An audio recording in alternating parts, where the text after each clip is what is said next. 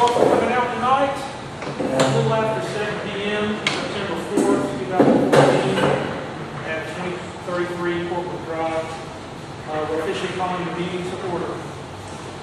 We have a little bit of a limited turnout tonight, so I'm not going to let us break down into committee meetings this time. Actually, there's been quite a bit of action outside the meeting during the month. I know that I have talked to executive committee members. I believe that the membership committee has already had a little get a little powwow, and I know the maintenance committee has gotten together and done their little thing as well. Tiny is not going to be able to make it tonight, so there may not be a representative here from the tournament committee, but we'll do the best we can. Going on down, we're going to start here with the main meeting, the executive committee report.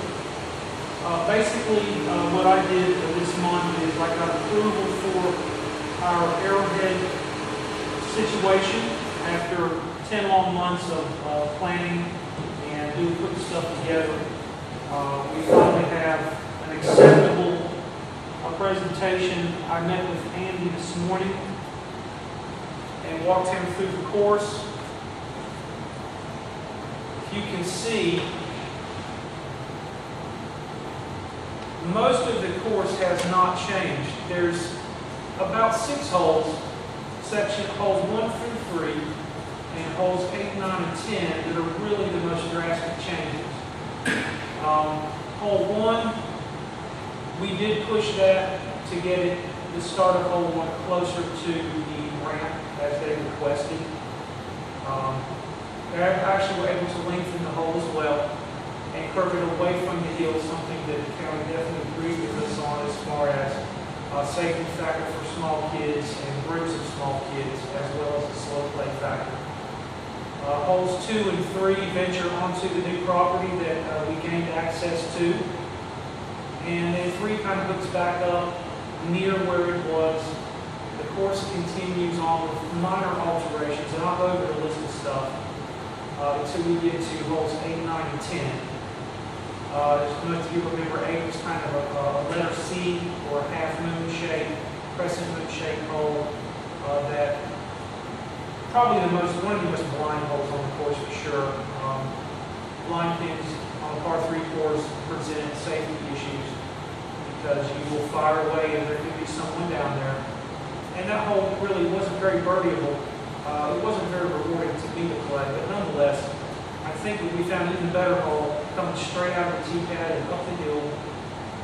And then our transition. Is that through that little trail that's already cut there? Is that where the field? When you're standing on hole 8 and you're looking straight ahead, instead of it curving down right or left, it goes straight. Okay. And there's a rise at the end up the hill. The old hole of Wayne's was eliminated mainly because it bisected the property in such a way that it created a lot of wasteland on either side. Coming through the course, we're coming through the hill on a little bit of a diagonal.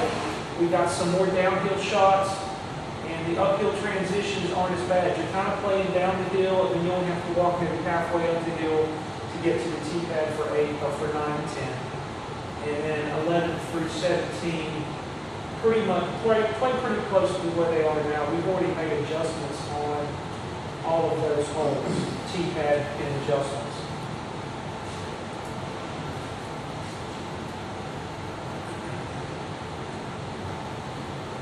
Oh, I'm sorry, Bob. 16 is 16 further left than what it is now? We moved the tee pad of 16, probably 8 or 9 feet to the left. Is that county property? No. Shh. Okay. Well, that's okay.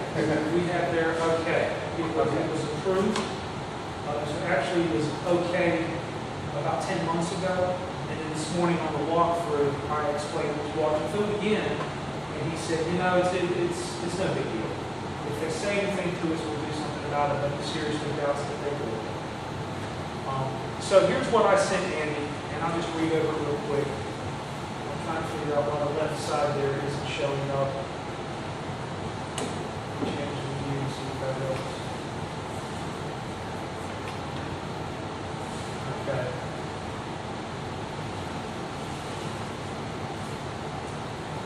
Hole number 1, the pad has been moved to very close to where it probably will be for its new hole position. The pin will move to the right.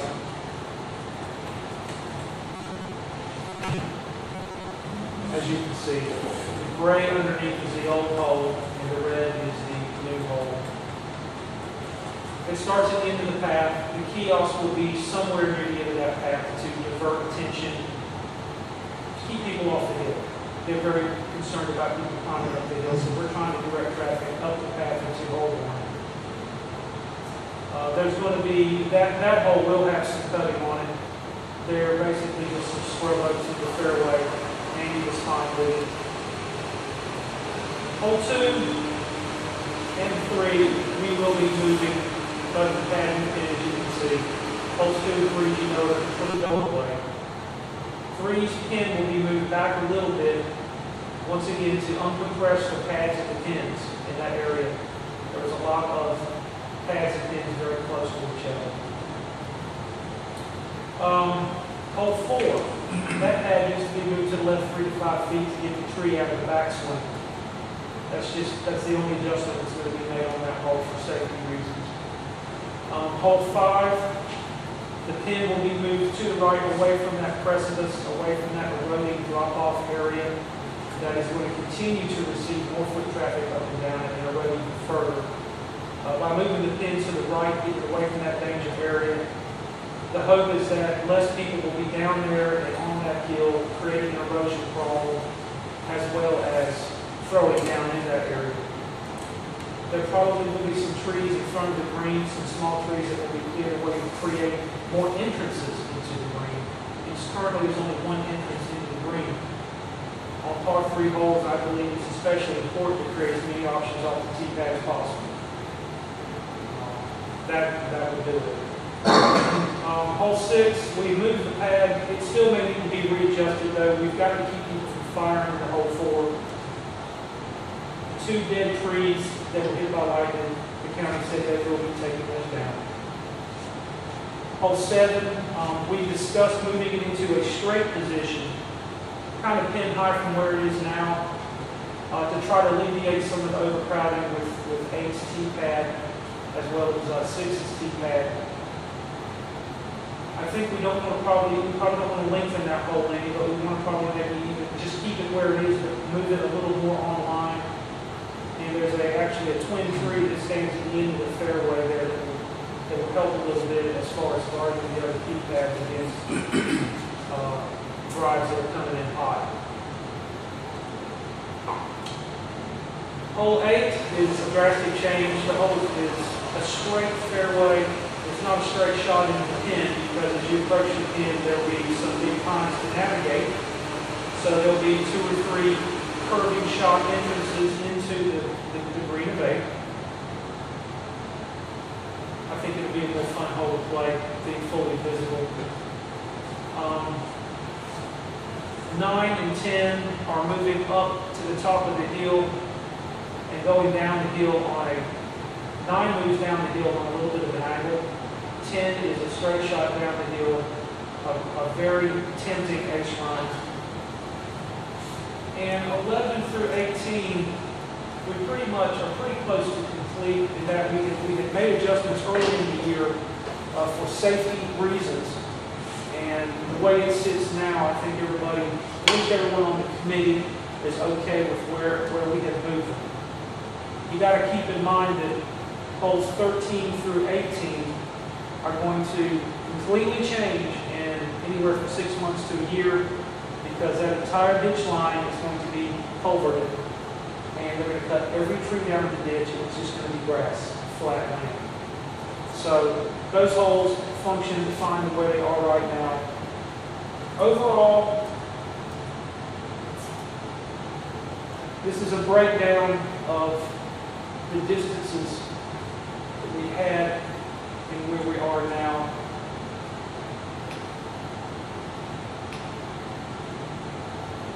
The course is about 250 feet longer with these new additions. I don't know how well you can see the colors up there, but hole 1, 2, 3, 7, and 9 are longer by significant amounts. Hole 10 and 12 are also longer. Hole 6 is a little bit shorter because we moved the pad up, but once again,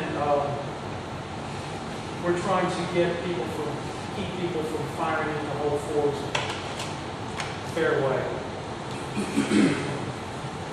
20 feet's not going to make that much of a difference. Especially when those two lines come out there, that's one way you cut that. That's not going to yeah.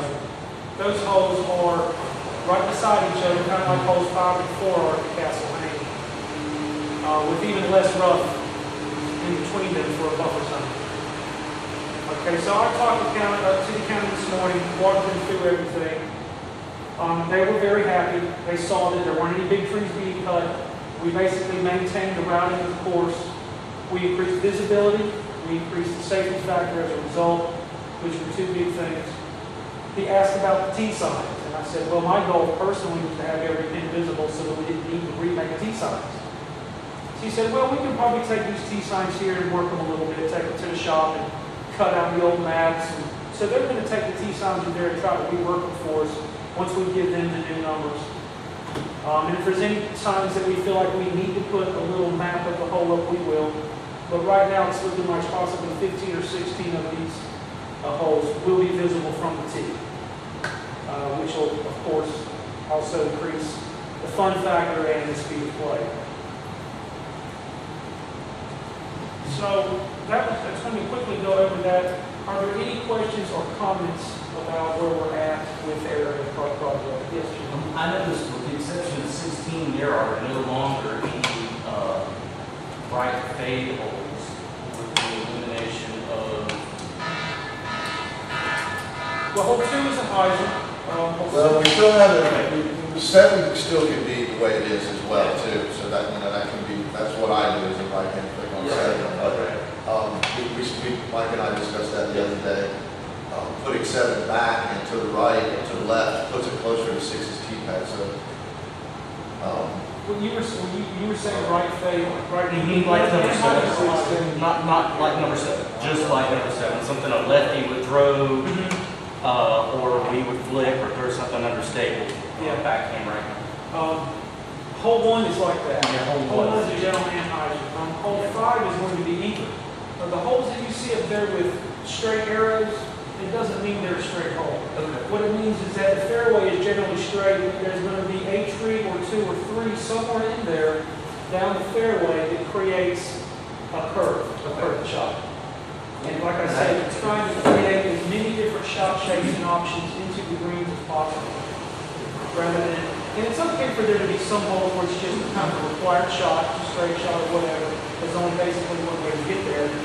But what we've got right now, I think, is we've expanded someone on the tee pad is going to think and see more lines they can throw, which is going to allow people to throw different types of shots. Yes, John? Is non-basket going to get moved up the hill, so it's on the hill? Nines basket will be moved, yes, up the hill. That's cool. Right now, it's at the very bottom, up against the wood line. And That's going to be, It's basically 10 baskets. Right, it's 10 nine green. basket. Yes. Okay. Yes. And 10's changing all together. It's a whole new location. It's over. yes, 10 is similar to where Wayne Porter wanted to put his hole that he cut in. But instead of going all the way down and curving around behind the corner and then having to relocate 11, 12, and 13, we just shortened hole 10 and made it a nice, very tempting ace run hole down. I think it's going to be one of the more popular holes, to be honest with you. Any more questions or comments? Still no word from them as to when that sewer project's going to take place down there? Still no word from the county when that sewer project's going to take place in area? I sent him an email requesting that information. I'll pull that up and see if I can find it, and see if he replied to me on that.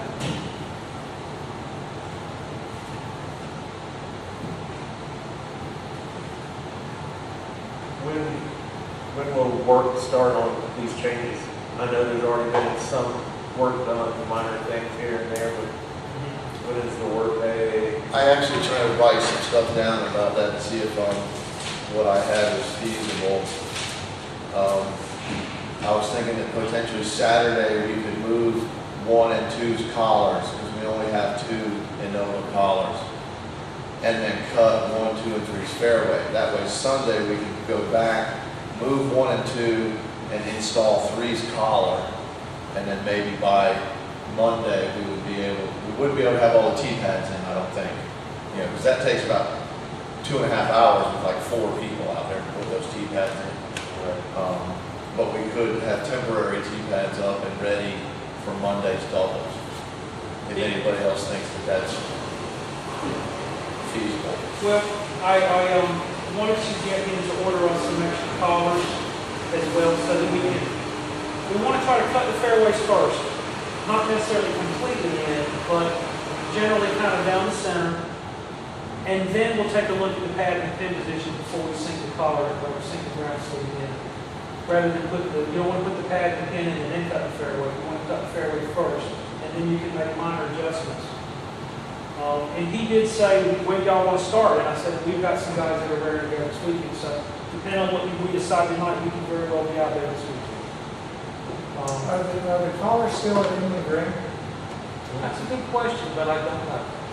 Because the county owns that now, right? The city of Wilmington. Yeah, it's one of those State solar- county. Okay. Hell, if we could go dig up those collars, I mean, What are those I don't things think- called? Do they usually come with the baskets and purchase baskets? That's part of their kit. they do. but if you don't need the rod, I You mean, don't need a whole outfit. You I can't. know that, concrete's not gonna stick real good to the concrete's stuff. We've already, we beat that off and we used the So clean hole. doable, Yeah, instead of spending, I don't know, 40, 80 bucks, I don't know how much those collars are, really. I think they're around 20 to 30 plus shipping a piece, or 20 plus shipping, something like that. What would really be nice is getting 9 more baskets out there. Put them in those collars. I'm just kidding. That would be nice. They've been very compliant about ordering stuff for us. And Okay. I talked to him, I said, can you get us maybe 3 or 6 more collars? And that way we can, he said, no problem, they have an account with the company, so they can get them pretty quick. They're also going to pay for the food for all the T-pads and the kiosks, which we'll be getting to. That's right. To answer your question, and for everyone that's asked in the past, I asked them, do you have an updated schedule of when construction work might start at Castle Hayne or Arrowhead? Are there any significant changes to the Castle Hayne walking trail? And his reply, nothing yet regarding Castle Hayne. We are trying to prepare the bidding process. We are at the mercy of the CFPUA, Cape Fear Public Utilities Authority, regarding Arrowhead Park. Should begin this fall and will last for 18 months. So if everything goes Try right, that inside, man. right in favor. It seems like Cape Fear Public Utilities got a pretty good relationship with the city and the county right now. So I'm sure they're ready to start. As soon as that contract's agreed on, they'll be out there doing something.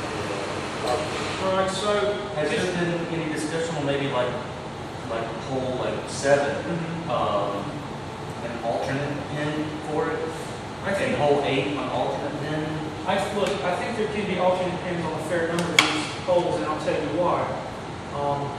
You all know a situation at hole 9 at Castle Hayne where you've got a serious erosion around the greens because of foot traffic. If you're on a course that has a lot of grass, or you're on a course that has a lot of slopes, it's pretty much a mandatory thing that you've got to spread the erosion out. Hole 6 is a good example. That pin's going to be on a pretty steep slope. And at some point, it's going to start to look like our hole 4 at Castle Hayne. It's nothing but root.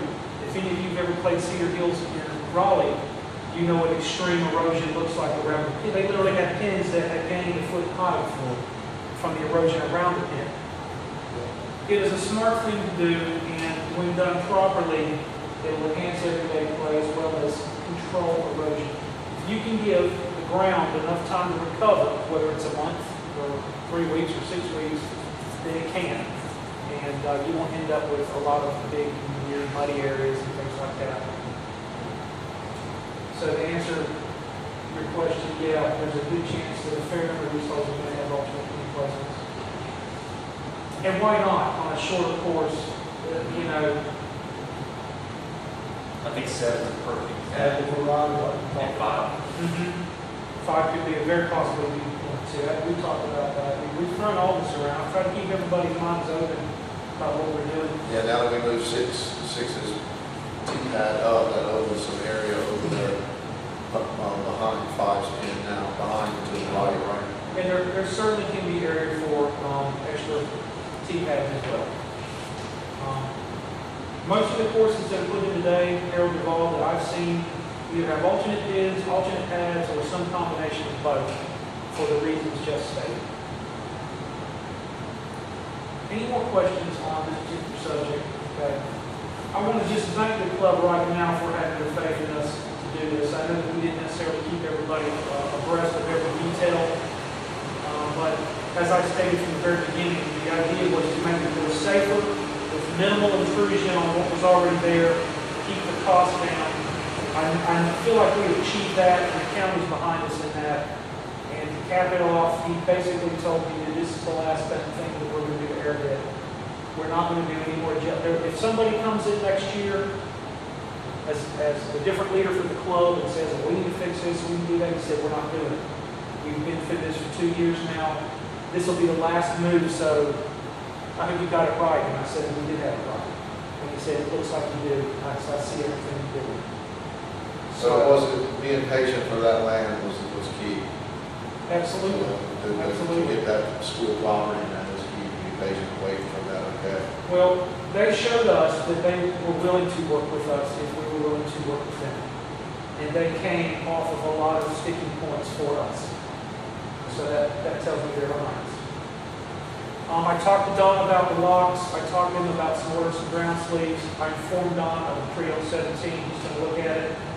We have approval for both kiosk projects, the refurbishment of one at Castle Hayne as well as the new one. I also talked to Don about the store box usage, which I think you had talked about, Carl, as well as Troy. Get some shelves or some sort of lock box in there for us. The only other people using it are the baseball teams, and all they have is bases in there.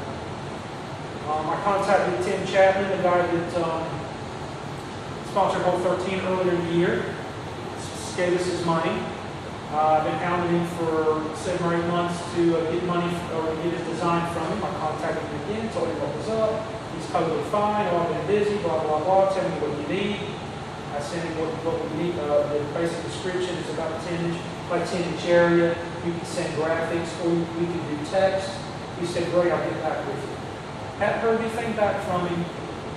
I'm not worried about it. I'd like to complete it by the end of the year, but I'm just going to gently nudge him to try to complete everything off.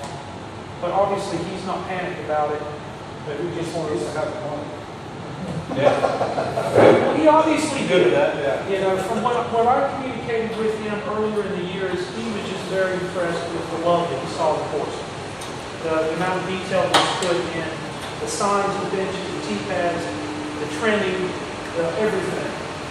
So that's what he wanted to do. But nonetheless, it is the right thing to do. Budget report. Our man is not here tonight, and I don't have any information from Jason. And I have not received an email from him with the report, with this budget report on it. So that's going to be a blank for tonight. But I am 100% positive that we are doing fine financially. We have plenty of money in the bank. And we're continuing to generate money at our monthlies. So we'll have to catch up with that on the next meeting.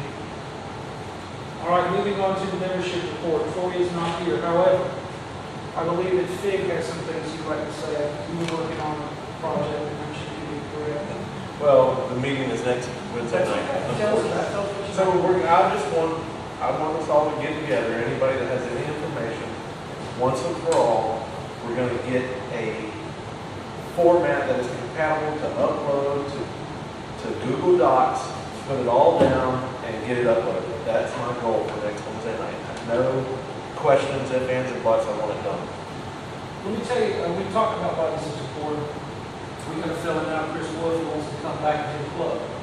He wants to start running his Sunday doubles again, and he wants to combine his doubles with our doubles, our Saturday doubles. Now, our Saturday doubles are typically not that well attended from what I've been hearing. I guess Saturday, 11 o'clock, or whatever, most people are doing whatever they do. But his Sunday doubles has a very good attendance record. And he took the time to join the club. I think there was some personnel conflicts at some point, but now he's approached us and is ready to get back involved again. We will discuss that. I think that's a good development. Because we need TVs, that's our lifeblood. Tournaments we run, basically everything else we do comes out of that. So thank you, and I don't know if you have the original list of the first 60 or 70 members. I've still got it. I'll get it to you. Email it to me, please. It's got everybody on there. Plus, we'll probably discuss some other things. I would like to try to come up with a date for another membership drive. I know we normally do it right about the time we do the bag tag, initial bag tag. When we do the one-round tournament. But we don't have to. We can do it at another time. So that's what I wanted to discuss. Plus, I'd like to go ahead and start talking about bag tags. I don't want to, like last year, when did we get our bag tag? March?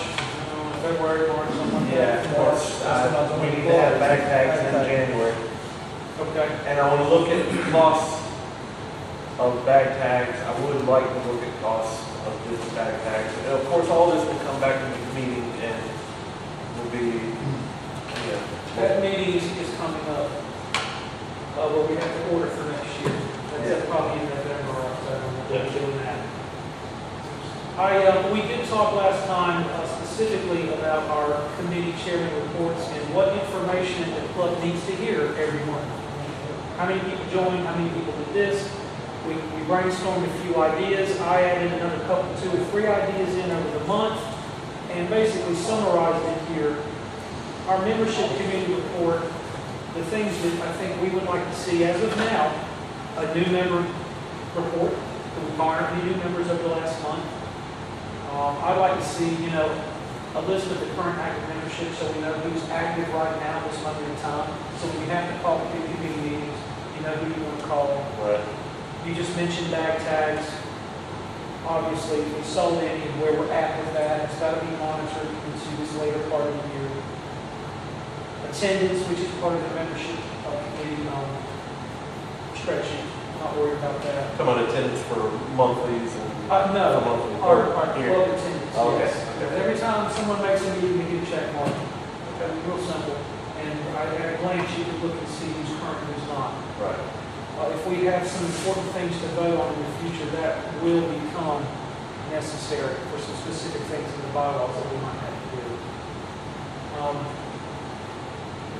And obviously, the membership kit, Chi's idea, a beautiful idea, we're going to disseminate that amongst the TVs so that there's none of just running around trying to get some membership kits at the last minute from somebody. And of course, our cat, our mentioned that, the member discs themselves, making sure that we're stocked up on those.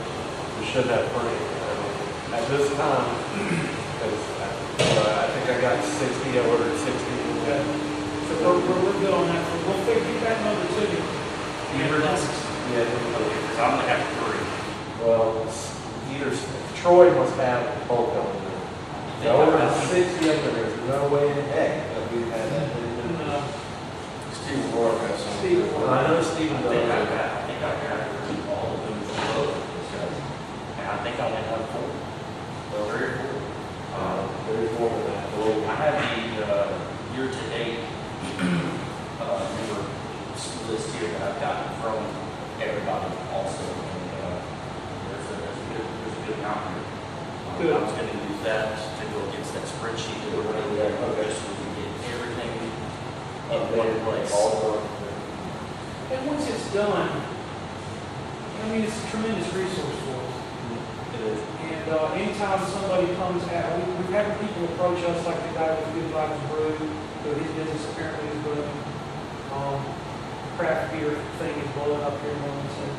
But then we had the thing from the radio station dependent, they wanted us to show up and do a disc golf, but we need to be able to access some of the more remote members that don't show up necessarily in meetings, but love doing stuff like this and want to be kept up to date with what's going on. Are there any questions about the membership committee report? Or where we're at with that? The primary thing that we're doing right now is getting our membership list together. Something that we started from the very beginning, and I felt was important, if for no other reason than a historical document of everyone that's ever been a part of this club. That little bit of recognition is extremely important. If there's a point of pride to you to be in this club, then I want your name on it, list on the website for the whole world to see.